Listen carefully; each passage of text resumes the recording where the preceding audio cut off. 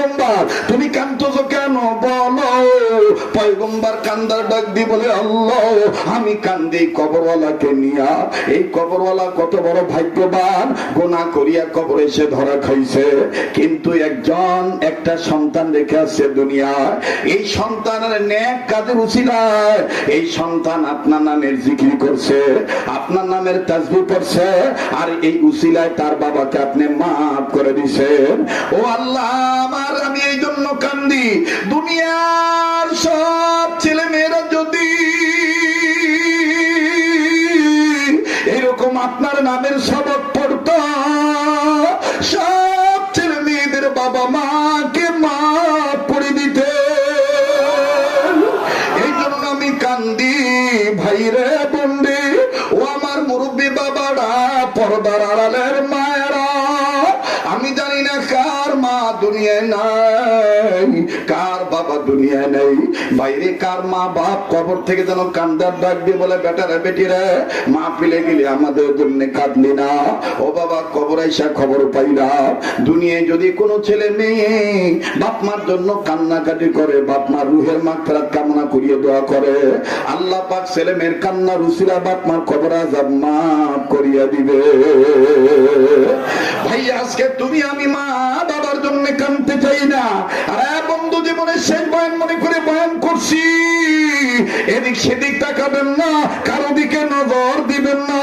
মান আরাফা নাফসাহু ফাকাদ আরাফা রাব্বাহু, যে নিজের চিহ্ন সে আমার আল্লাহরে চিনলো, যে নিজের চিনে নাই সে আমার আল্লাহরে চিনে নাই। আপনার কবরে আপনি যাবেন, আমার কবরে আমি যাব, কেউ কারো কবরে যাব না। বাজান দেখেন তো দেখি কান্নাকারি করতে পারেন কিনা। ভাইজান দুনিয়ায় যার মা নাই তার মতন বড় অভাবী দুঃখী আর কেউ নাই, দুনিয়ায় যার বাবা নাই তার মতন বড় দুঃখী আর কেউ নাই, তার মতন বড় অভাবী আর কেউ নাই। আজকে আমার আপনার দাঁত আছে তাই দাঁতের মর্ম বুঝি না। এই দাঁত যাদের পড়ে গেছে তাদেরকে জিজ্ঞেস করে দেখবেন দাঁতের কি মর্ম। আজ আমার আপনার মা বাপ বেঁচে আছে বিদায় মা বাবার কদর নাই। এ মা বাপ যার দুনিয়ায় নাই তাদের মতন বড় দুঃখের কেউ নেই বাবা। লম্বা করার কোনো সুযোগ নাই। ইন্টারনেটের মাধ্যমে একের অধিকবার অনেক জায়গায় এই পয়েন্ট আপনারা শুনিয়া থাকতে পারেন। আজ আমি শুধু টাচ দিয়ে যাই বাজান শরণার্থে বলতে চাই, আমি আমার মাদ্রাসার কথাটাই বলি। আসরের নামাজ পড়ার পরে নিজ প্রতিষ্ঠানের বারান্দায় দাঁড়ায় আছি বাবা, আমার দিক তাকান, গভীর মনোযোগে কথাগুলি শোনেন। আমার বন্ধুগণ নিজ মাদ্রাসার বারান্দায় আসরের নামাজ পড়ে দাঁড়ায় আছি, বাচ্চাদের খেলা দেখতেছি, খুব ভালো লাগতেছে ছাত্রদের খেলাধুলার দৃশ্য। বাজানো আমার বাইরার মাদ্রাসার মেন গেটের দিকে যখন নজর দিলাম, নজর করে দেখি মধ্যবিত্ত ফ্যামিলির একজন বাবা হাতে কয়েকটা ব্যাগ আঙ্গুর বেদানা কমলা আপেল নিয়ে দাঁড়ায় আছে, বিস্কিট চানাচুরের প্যাকেটও দেখা যায়। আমার ভাইরা বুঝতে বাকি রইল না, কোন সন্তানের অভিভাবক হবে, কোন ছাত্রের বাবা গার্ডিয়ান হবে, কিন্তু কোন ছাত্রের বাবা আমার জানা নাই। বাবা সন্তানকে তালাশ করতেছে, সন্তানকে তালাশ করতে করতে আমার বন্ধুগান সন্তানের নজরে বাবা পড়ে গেছে। খুব খেয়াল করে শুনবেন বাবা, যার বাবা নাই তার মতন বড় দুঃখী আর কেউ নেই।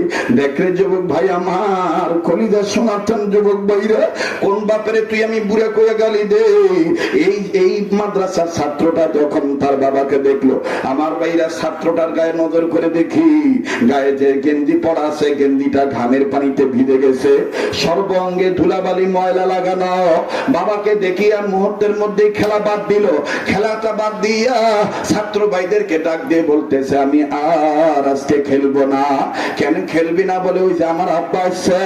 বাজান এই কথা বলিয়া বাবার পানে যখন দৌড় মারছে, দেখো যুবক তুমি আমি বাবাকে ঘৃণা করি, আমি দেখলাম এই বাপ ছেলেটার কাদা মাটি জড়িত ঘামের ভিজা পানিতে গেঞ্জির দিকে তাকাইলেন না, দুর্গন্ধের দিকে তাকাইলেন না।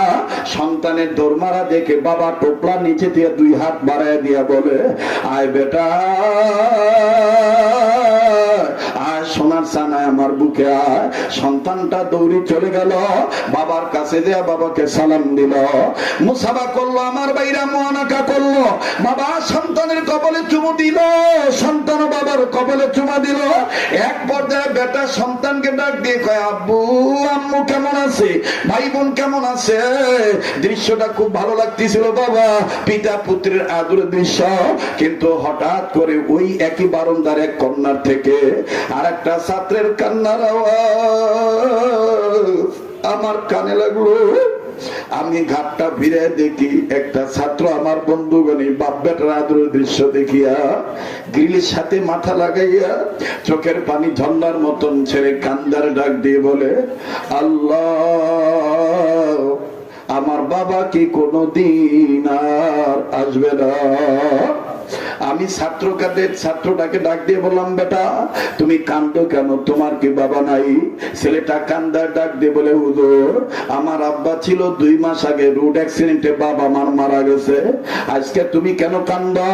ছেলেটা কান্দার ডাক দিয়ে বলে, হুজুর এই ভাইয়ার আব্বার আদর দেখে আমার আব্বার কথা মনে হয়ে গেছে। আমার আব্বা তো আমার জন্য এরকম চানাচুর বিস্কিটের প্যাকেট নিয়ে আসি দাঁড়ায় থাকতো। আজ কতদিন হলো বাবা আসে না, হুজুর বাবার লাশটাও আমি দেখি নেই। এই ছাত্র ভাইয়ের আব্বার আদর দেখে আমার আব্বার কথা মনে হয়ে গেছি।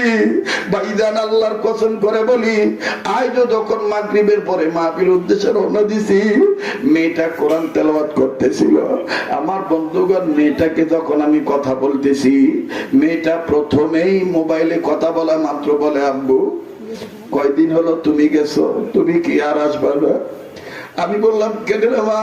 মেয়েটা বলে, আব্বু তোমাকে ছাড়া আমার ভাল লাগে না, আব্বু তুমি সাবধানে আসিও, আমি তোমার জন্য অপেক্ষা করব। বাইরে এমনও তো একদিন আসতে পারে আমার ছেলে মেয়ে আমার অপেক্ষা থাকবে, হায়াত নামক প্রাণ পাখি আল্লাহর হুকুমে উড়িয়ে চলিয়ে যাবে।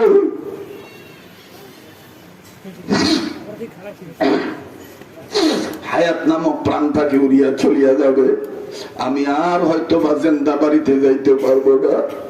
আমার মেয়েটা আমার লাশ দেখে চিল্লাবে আর বলবে, মারবো আব্বু কেন কথা বলে না, আব্বু কেন মুখ খোলে না, আব্বু কেন আম্মু বলে আমাকে ডাকবে। বাইরে দুনিয়া কিন্তু থাকার জায়গা না। এই জন্য মাঝে মধ্যে একা একা জিকির আজগার করবেন আর মুরাকাবা করবেন কবরের জিন্দেগি নিয়ে। চিন্তা করিয়া দেখবেন ওই কথাই সত্য।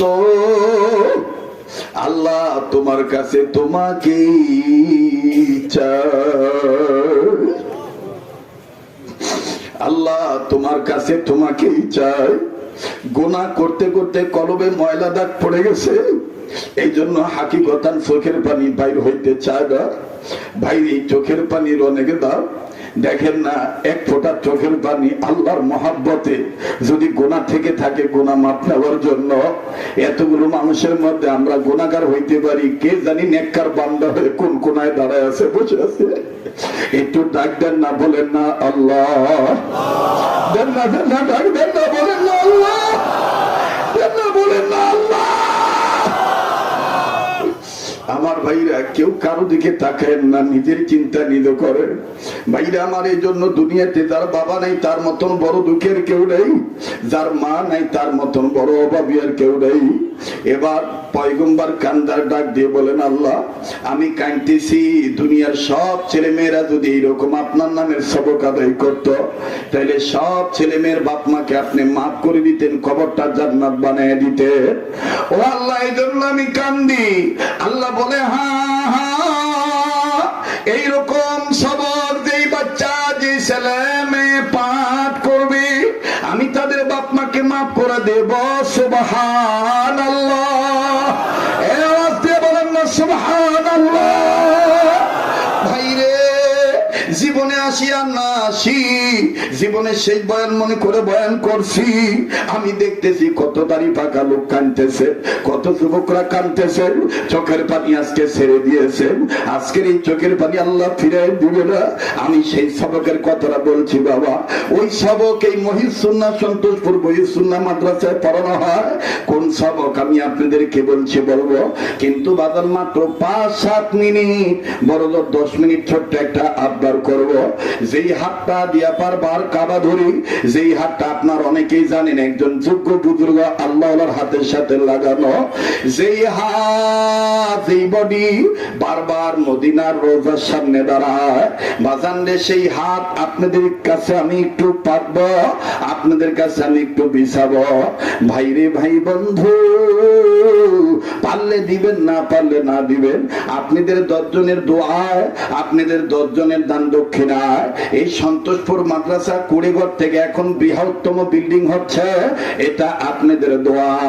এ বদরগঞ্জের বাইরা পারলে দিবা, না পারলে না দিবা, কিন্তু উঠবা না। আমি আপনাদের কাছে আমি ছোট্ট একটা আবদার করব, 100 বস্তা সিমেন্টের হাদিয়া আমার বন্ধুগণ আজকে নগদ বাজান দে। কোরআন শরীফের মধ্যে যে সবকের কথা আমি বলবো, আমার বন্ধুগণ এই কোরআন শরীফের পাড়ার সংখ্যা হলো 30 পাড়া। এই 30 পাড়া কোরআন শরীফকে মহাব্বত করে কাবা ধরা হাতে এই ময়দানে এমন কোন বাজান আছেন নাকি মায়ের দরদে বাবার দরদি সন্তান হইয়া 1000 টাকা এক পাড়া কোরআন শরীফকে মহাব্বত করে আমার হাতে নগদ দিবেন বাজান আছেন নাকি এই ময়দানে? কোন সোনার চান যুবক বন্ধু আমার, কোন হাদিসা বাজান, কোন মুরব্বী, কোন ব্যবসায়ী, কোন চাকরিজীবী 1000 টাকা এক পারা কোরআন শরীফকে মহাব্বত করে নগদ দেওয়ার মতন এমন কোন বান্দাই ময়দানে আছেন নাকি? একটু আমার কাছে আসতে হবে বাবা। এই গুনাহগারের এই অদমের হাত ধরলে ঠকবেন না, এই পাগলের হাত ধরলে ঠকবেন না।